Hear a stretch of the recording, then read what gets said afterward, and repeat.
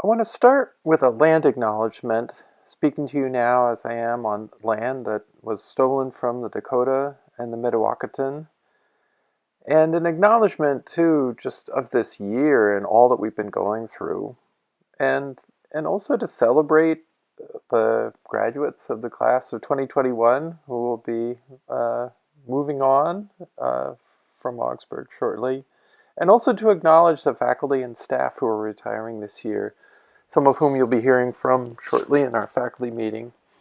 And I want to acknowledge and honor the creativity and the agency that all of them have exercised and how their work serves as a foundation for what we do and will be doing in the years ahead. It's a hard time to try to celebrate, but we're making the best of it and we're doing what we can, which in a way is really the theme of this talk. Following on Jason Lukasek's ed talk from our last meeting, I wanted to spend a little time thinking about teaching by doing, experiential education, and draw on my experience along the Mississippi and the sort of lessons that I've tried to take from the river itself in developing the river semester and this new idea that's in the works to build some new boats, some river catamarans that will be taking shape on our campus with the help of some students and other community members.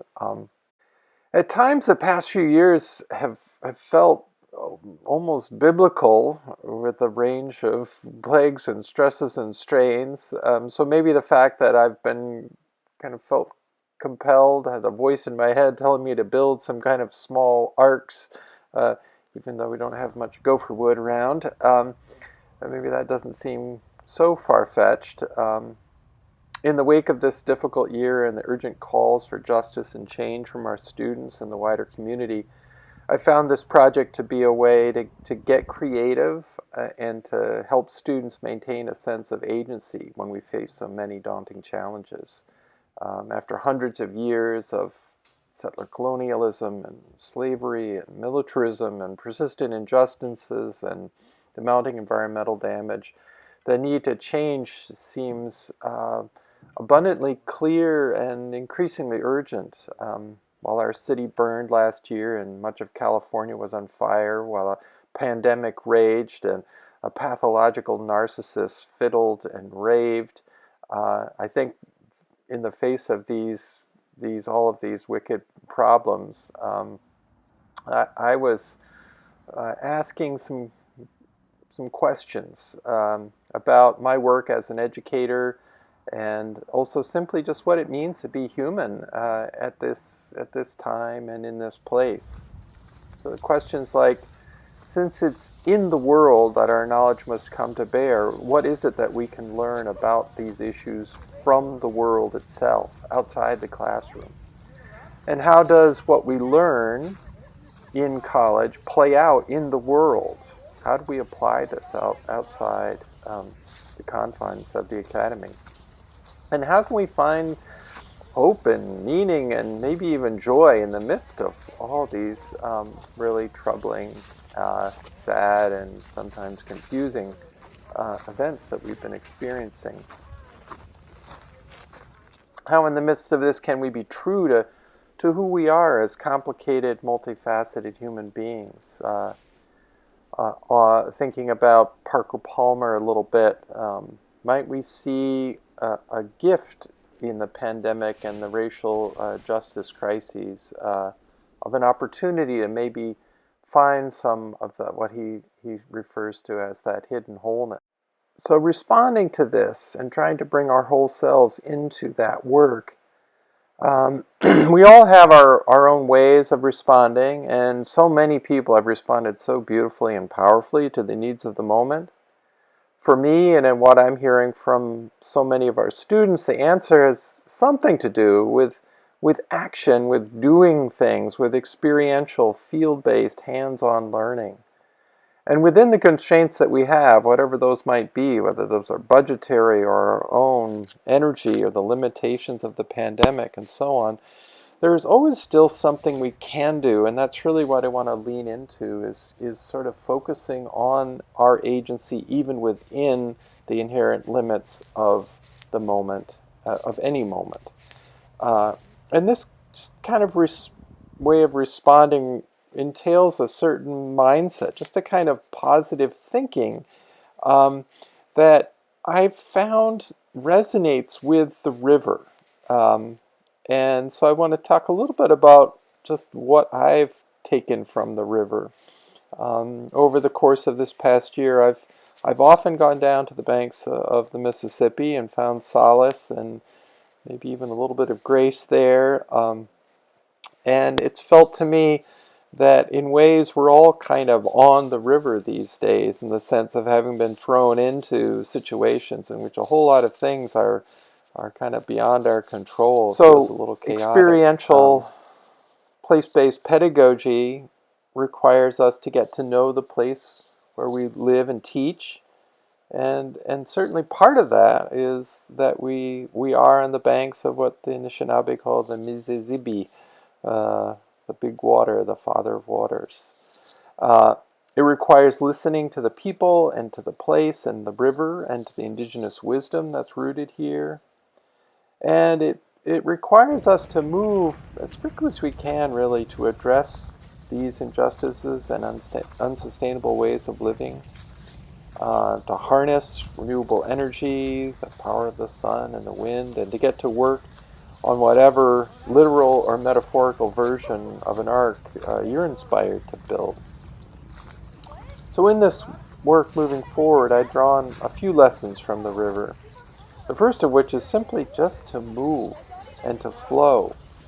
The river isn't stuck. It does not feel overwhelmed or helpless despite all of the troubles that it has faced and all of the ways in which humans have messed with it. It doesn't see obstacles, it sees a way forward. It's relentless and unstoppable. The river has to make it to the ocean. There's no question of if, only how. It knows where it's going. So if we know where we're heading and know where, then, there really is kind of no stopping us. The river follows the path of least resistance. It teaches us to be flexible. Rivers don't flow in straight lines. They meander. Rivers are patient, and they move at the pace dictated by their topography. But again, they know their arrival at the ocean is inevitable.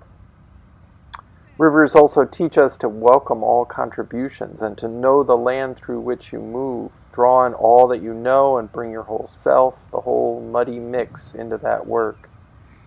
The river has 1 million tributaries.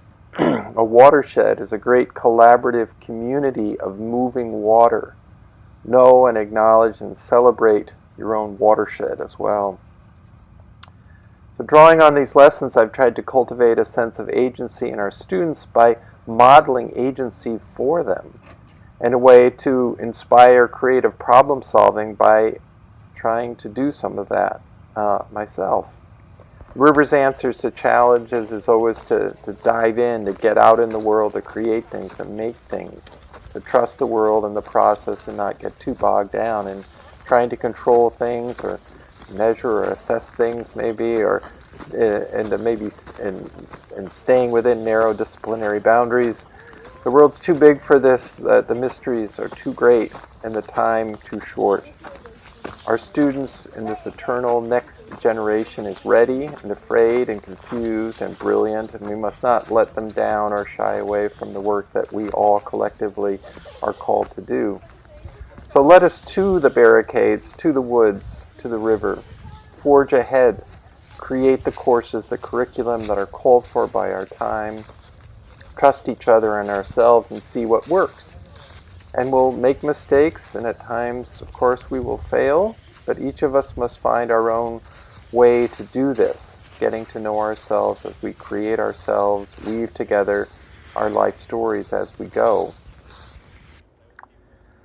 So this kind of thinking has been part of the development of the river semester over the years, and it's definitely been part of this new phase, this next phase, which involves moving to more fully own the whole project and to outfit ourselves and to build boats for this journey.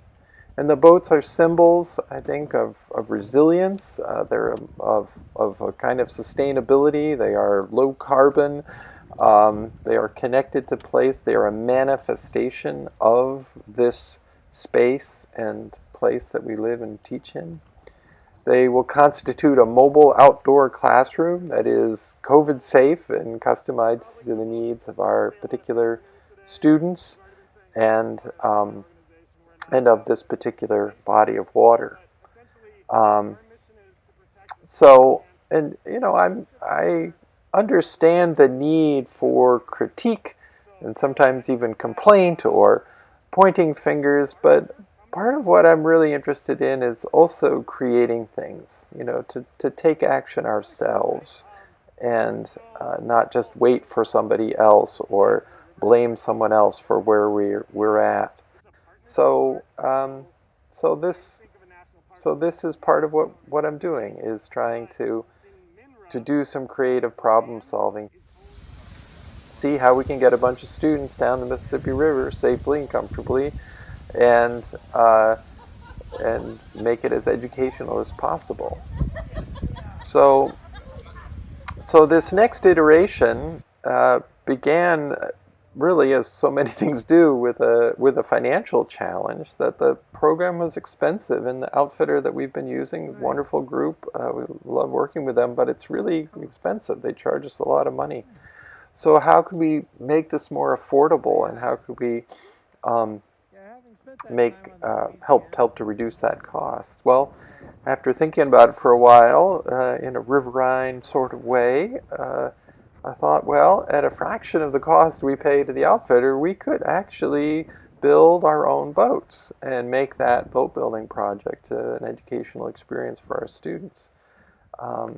So this move, of course, is not for everyone, but it's a part for me, of going back to my roots, raised in a family of artists, working for a time as a boat builder and a carpenter and a sailor, and then a student of politics and environmental activism, and then as a teacher, and now as somebody who's built some programs. So I started first with a new flag, a symbol of the Mississippi River watershed here, depicted as the tree of life, something I found kind of inspiring. And I talked to some friends and folks who knew some things about the river and about boats, and bounced this idea off some of the folks at CGE and others, and started making sketches. And then I talked to a naval architect and to a marina, and made a scale model and tested it out here on the creek near my house. You can see seeing how this little scale model works. And I looked at a budget and worked out a construction schedule and talked to some folks on campus like Michael Burden and Brian Massich, and found a place to build it. They very generously offered up the scene shop at Augsburg this summer as a place to assemble these boats. And I looked to nature and to this interesting creature called a water strider, these bugs that can scoot across the water. And I thought, oh, the bugs look kind of like that. So I thought maybe we could call them water striders. And I ordered some wood, and I've got some students lined up who are really excited about helping out, and a bunch of other folks too, and we're off and running. So you're cordially invited to stop by the shop after May 15th to see the progress on these interesting boats. And our plan is to launch them in early September down by Badote at the confluence of the Mississippi and the Minnesota rivers.